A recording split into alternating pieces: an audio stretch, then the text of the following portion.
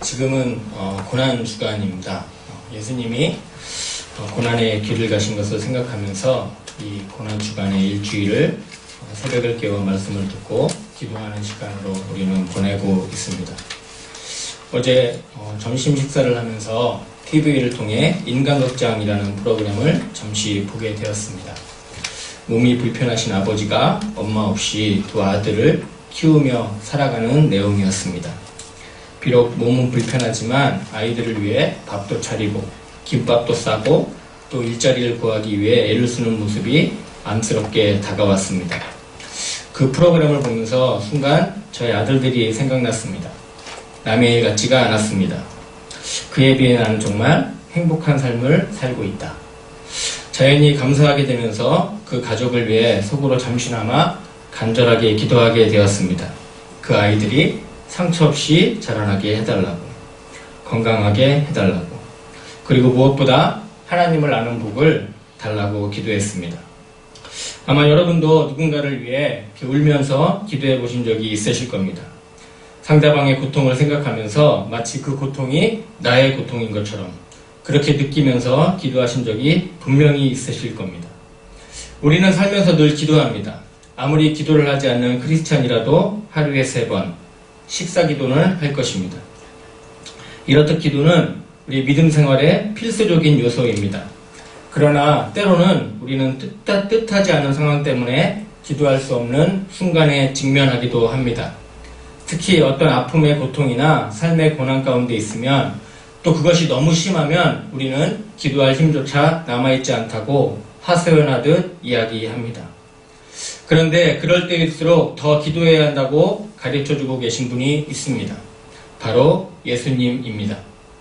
오늘 본문은 우리가 기도해야 할 이유에 대해 말씀하고 있습니다. 그리고 이 기도의 삶을 통하여 우리가 뛰어넘어야 할 과제가 있음을 보여줍니다. 예수님의 기도하시는 모습을 통해 우리는 기도로 무엇을 이기고 무엇을 뛰어넘어야 하는지 깨닫게 되는 귀한 시간이 되기 바랍니다. 첫 번째, 우리는 기도로 고난의 아픔을 뛰어넘어야 합니다. 예수님은 죽음을 앞에 둔 고통 가운데 계셨지만 그럼에도 불구하고 기도하셨습니다. 왜 그렇습니까? 지금 당하고 있는 견딜 수 없는 고난을 이기기 위해서입니다. 예수님께서 제자들과 함께 겟세마네라는 곳에 이르셨습니다. 기도하시기 위해서입니다. 겟세마네라는 지명의 뜻은 원래 기름 짜는 틀이라는 뜻입니다. 겟세마네는 감람산이라는 곳에서 그리 멀지 않은 곳에 있는데 감람산의 감람기름, 즉 올리브 기름을 이 겟세마네라는 곳에서 짰다고 해서 생긴 이름입니다. 실제로 이곳에서 예수님은 마치 기름을 짜듯이 땀이 땅에 떨어지는 핏방울 같이 되기까지 기도하심으로 이 이름이 갖는 예언적 역할을 감당하셨습니다. 또한 이곳은 예수님이 예루살렘에 계실 때에 습관적으로 기도하셨던 곳입니다. 그런 예수님이 이제 마지막으로 십자가에 못 박혀 죽으시는 것을 준비하는 시점에서도 이것을 찾으심으로써 기도의 사람임을 스스로 입증하고 계십니다. 그런데 그의 제자 가룟 유다는 이 기도의 습관을 악용하여 자신의 스승을 넘겨주려 하고 있습니다. 물론 예수님이 이것을 이미 알고 계셨습니다. 그렇지만 스스로 그 고난의 가운데로 들어가고 계십니다. 겟세마네에는 제자들과 함께 도착하셨지만 기도하러 가실 때는 베드로와 야고보, 요한 이 3사람만을 데리고 가십니다. 데리고 가시면서 심히 놀라시며 슬퍼하셨습니다. 여기서 심히라는 단어는 다른 복음에 나와 있지 않는 마가만의 독특한 표현입니다. 그만큼 마음에 엄청난 압박을 받고 계신 것입니다. 또한 슬퍼하다는 마음이 무겁다, 괴롭다라는 것을 뜻하고 있습니다. 이처럼 예수님은 이미 자신의 죽음을 알고 계셨고 자신의 죽음을 제자들에게 미리 말씀하셨습니다. 그러나 그 죽음을 바로 눈앞에 두어서 격렬한 정신적인 압박 가운데 마음이 짓눌려 있는 극한 고통을 경험하고 있는 것입니다. 그런 의미에서 인류의 죄를 대속하기 위한 예수님의 죽음은 인류 모두의 죄의 무게와 고통을 겪어야 하는 처절한 것이었음을 알 수 있습니다. 예수님은 분명 이 땅에 사람의 몸을 입고 오셨습니다. 지금 이 고난은 철저하게 신이 아닌 사람으로서 느끼는 고난인 것입니다. 그것은 본문 34절을 통해서도 알 수 있습니다. 내 마음이 심히 고민하여 죽게 되었으니 너희는 여기 머물러 깨어있으라 하시고, 여기에서 마음은 힘이 육체적 생명을 가리킵니다. 그리스도가 인간에 대해서 죽기까지 복종하신 예수님의 고통을 친히 나타내고 있는 것입니다. 예수님은 분명 인간의 몸을 입고 이 땅에 오셨습니다. 하나님이셨지만 동시에 인간이셨습니다. 예수님은 자신의 마음을 제자들에게 말씀하십니다.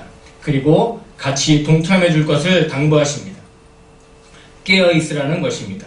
그냥 잠을 자지 말라는 것이 아닙니다. 예수님께서 기도하시러 가시면서 3명의 제자를 데리고 가신 것은 예수님 자신이 겸손하게 기도하시는 것을 목격하게 하시기 위해서입니다. 일부 학자들은 제자들이 멀리 떨어져서 잠을 자고 있었기 때문에 예수님께서 기도하시는 내용을 들을 수 없었다고 주장합니다. 그런데 이것은 근거가 없습니다. 오늘 본문에서 나와 있듯이 예수님은 단지 조금 더 나아가서 기도하셨습니다. 그렇기 때문에 분명 제자들은 기도의 소리를 들을 수 있는 곳에 있었습니다. 그리고 옛날의 기도는 통상적으로 큰 소리로 했습니다. 묵상 기도는 예외적인 것이었습니다. 또한 다른 복음서 누가복음 22장 41절에 의하면 이때 예수와 제자들의 거리는 돌 던질 만큼 가까운 거리라고 나와 있습니다. 그렇게 추정할 때 제자들은 적적한 밤 공기를 타고 오는 예수님의 기도 소리를 분명 들을 수 있었을 것입니다. 그럼에도 불구하고 제자들은 잠을 자고 있습니다. 이 제자들의 모습 속에 바로 우리의 모습이 있습니다. 그게 무엇입니까? 바로 고민하지 않고 잠을 자고 있다는 것입니다. 그리스도께서는 우리의 죄로 인해 심히 고민하시는데 우리는 정작 우리의 죄 때문에 얼마나 고민하고 고통스러워하고 있습니까? 우리 스스로 돌아볼 필요가 있습니다. 우리의 죄 때문에 심히 고민하는 것은 당연합니다. 주님께서 그렇게 하셨기 때문입니다. 그렇다고 죄 때문에 괴로워하고 고민하고 고통스러워하는 것으로 끝나면 안 됩니다.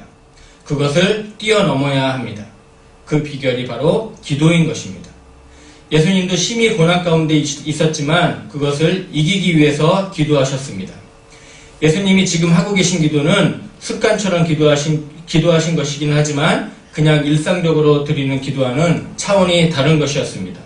예수님은 십자가의 죽음을 앞두고 최후의 승리를 위해 겟세마네 동산에서 올리브 기름을 짜듯이 처절하고 치열한 영적인 전투를 치르고 계시는 것입니다. 이러한 기도를 드린 적이 언제입니까? 우리는 우리의 죄 때문에 고난을 당하고 고통을 받고 있지만 그것을 뛰어넘기 위해 처절히 우리 자신과 싸우며 기도하고 있는지 돌아봐야 합니다. 기도로 고난의 아픔을 뛰어넘어야 합니다. 우리의 모든 죄를 낱낱이 회개해야 하는 것입니다. 우리의 속마음을 솔직히 하나님 앞에 내어놓고 기도해야 합니다. 그것을 친히 우리 주님께서 보여주셨습니다. 그리고 그 고난을 부활의 승리로 나타내 보이셨습니다. 그러면 기도가 단지 우리의 고난을 뛰어넘기 위하여 해야 하는 것일까요? 기도의 능력이 고난과 고통을 없애주는 그냥 진통제와 같은 것에 불과한 것일까요? 아닙니다. 기도는 그보다 더 심각하게 자리 잡고 있는 우리의 교만과 욕망을 버리게 하는 힘을 가지고 있습니다. 그러기에 더욱 기도해야 합니다. 두 번째, 우리는 기도로 인간적인 욕심을 뛰어넘어야 합니다. 저는 매주 토요일마다 청년들과 함께 말씀을 나누고 있습니다. 그 중에 기도라는 주제로 나누면서 우리가 하나님께 드리는 대부분의 기도의 제목들이 주님이 가르쳐 주신 하나님의 뜻, 하나님의 나라를 구하는 기도가 아닌 우리의 욕심, 우리의 바램, 한마디로 얘기하면 세상적인 복을 구하는 기도가 대부분이다라는 고백을 듣게 되었습니다. 우리의 필요를 구하는 것이 잘못이라고는 말할 수 없지만 문제는 우리의 기도가 너무 기복적이라는 것에 있습니다. 나의 필요와 만족을 위해서만 기도한다는 것입니다.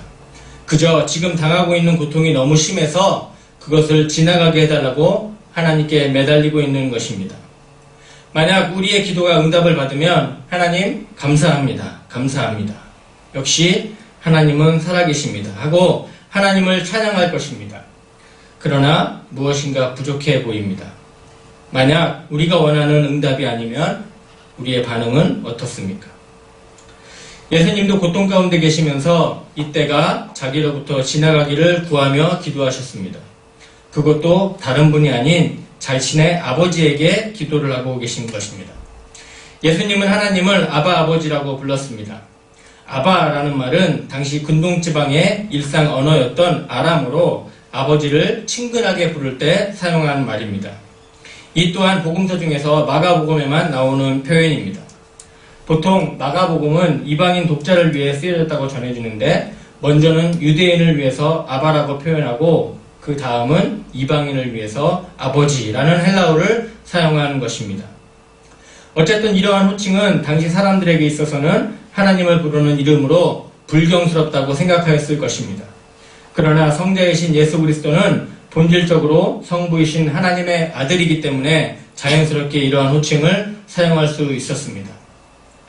그와 더불어 그로 말미암아 그리스도의 하나님에 대한 이러한 호칭은 후에 그리스도를 믿는 모든 사람에게 하나님의 영적 자녀가 된 모든 성도들이 하나님을 아바 아버지라고 부를 수 있는 길을 열어놓으신 것이라 할 수 있습니다.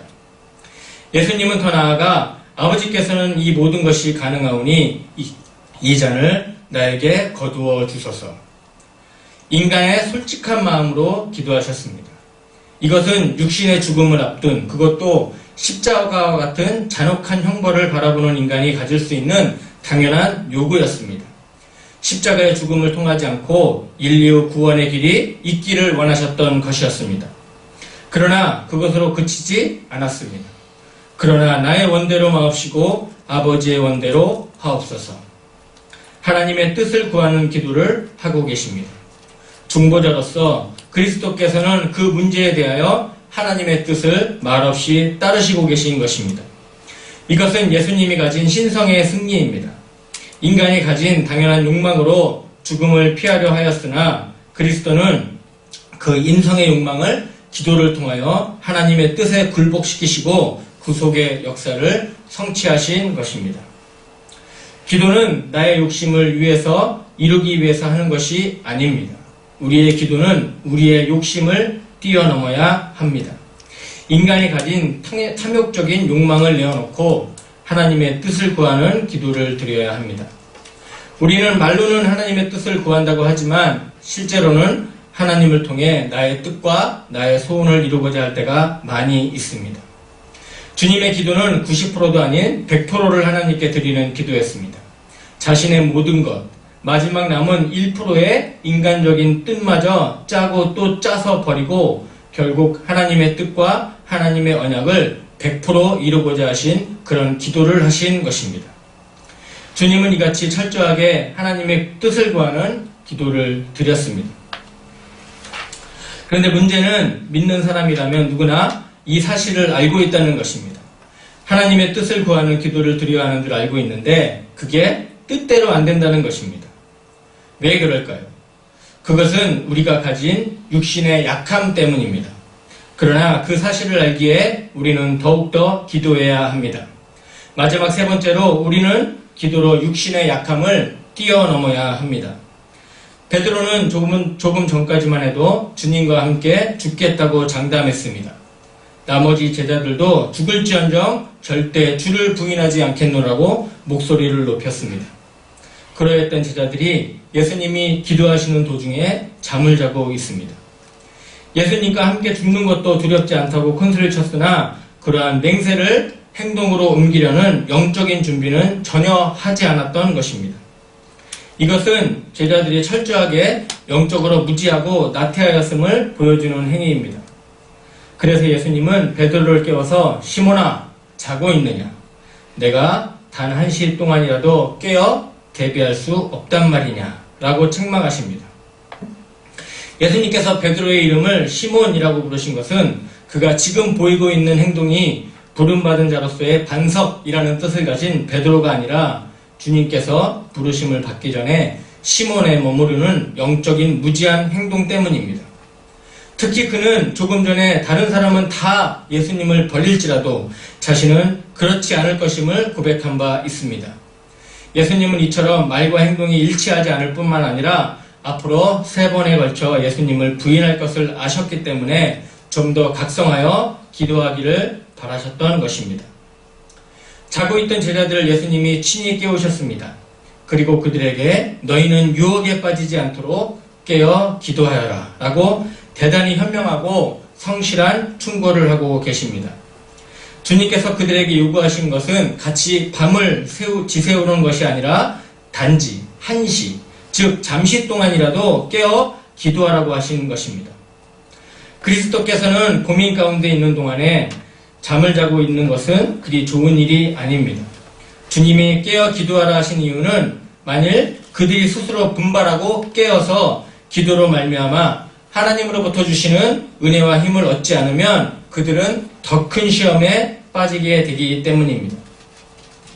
예수님께서는 기도하심으로 고난을 이기시고 육신의 욕망을 제거하시고 모든 시험을 이기시는 모범을 보이셨으나 제자들은 잠에 빠짐으로 인해 시험을 이겨내지 못하게 될 것을 염려하신 것입니다.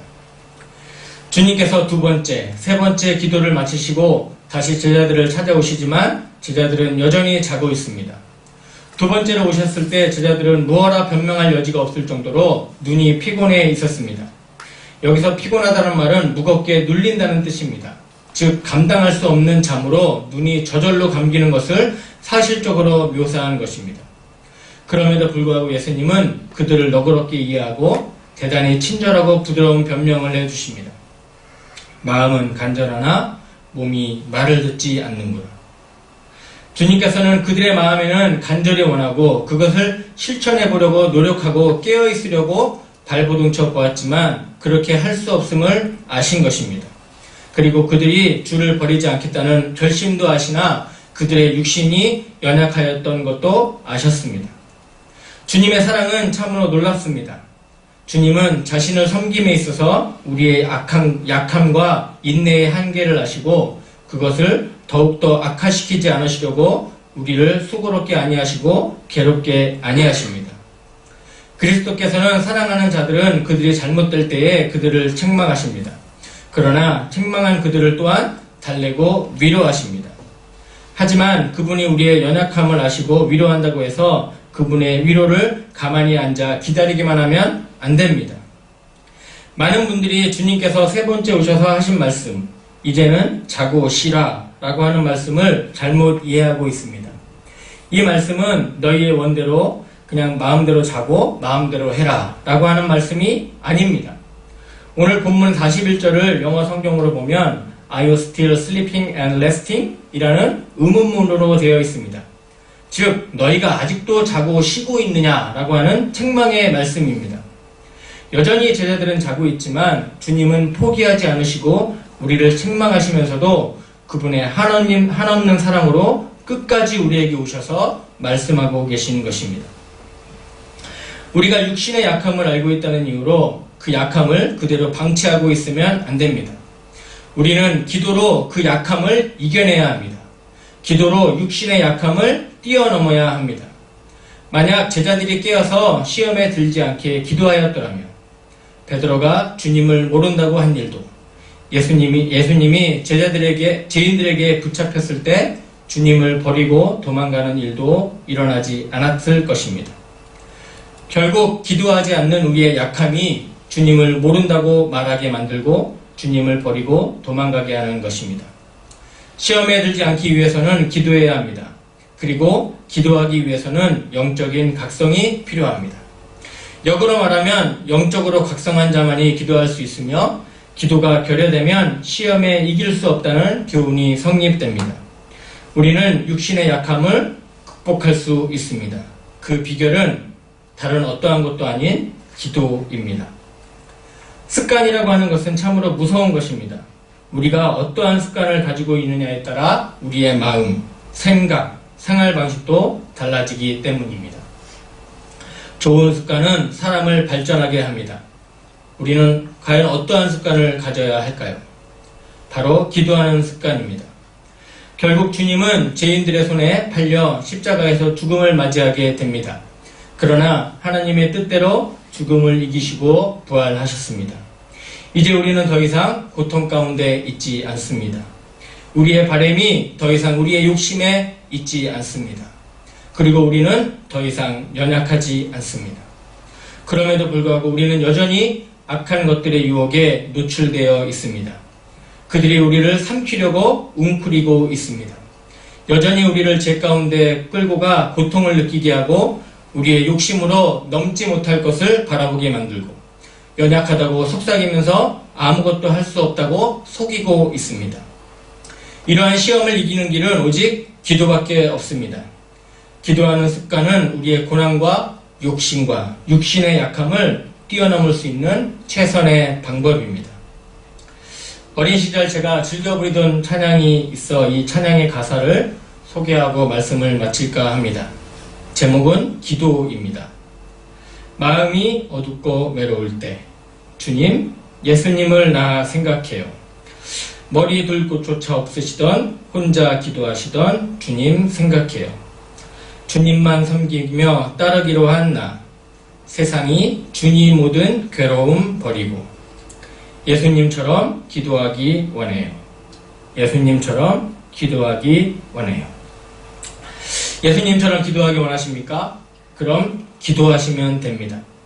하나님의 뜻을 물으며 모든 걸 내려놓고 기도하시면 됩니다. 그러면 하나님께서 여러분의 기도를 들으시고 모든 것을 뛰어넘는 기도의 용사로 바꾸시고 회복시키실 것입니다. 에브라임의 병거와 예루살렘의 말과 전쟁하는 활이 아닌 오직 예수님이 가르쳐주신 기도로 이 모든 것을 뛰어넘는 우리 모두가 되시기를 진심으로 바랍니다.